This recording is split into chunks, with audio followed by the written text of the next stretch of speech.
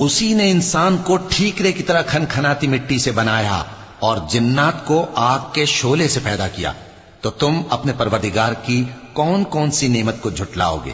وہی دونوں مشرقوں اور دونوں مغربوں کا مالک ہے، تو تم اپنے پروردگار کی کون کون سی نعمت کو جھٹلاؤ گے؟ اسی نے دو دریا رواں کیے جو آپس میں ملتے ہیں، مگر دونوں میں ایک آڑ ہے کہ اس سے تجاوز نہیں کر سکتے، تو تم اپنے پروردگار کی کون کون سی نعمت کو جھٹلاؤ گے؟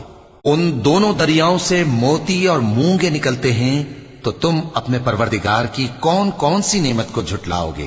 اور جہاز بھی اسی کے ہیں جو سمندر میں پہاڑوں کی طرح اونچے کھڑے ہوتے ہیں، تو تم اپنے پروردگار کی کون کون سی نعمت کو جھٹلاؤ گے؟ جو مخلوق زمین پر ہے سب کو فنا ہونا ہے، اور تمہارے پروردگار ہی کی ذات جو صاحب جلال و کرم ہے باقی رہے گی، تو تم اپنے پروردگار کی کون کون سی نعمت کو جھٹلاؤ گے؟ آسمان اور زمین میں جتنے لوگ ہیں سب اسی سے مانگتے ہیں، وہ ہر روز کسی نہ کسی کام میں ہوتا ہے، تو تم اپنے پروردگار کی کون کون سی نعمت کو جھٹلاؤ گے؟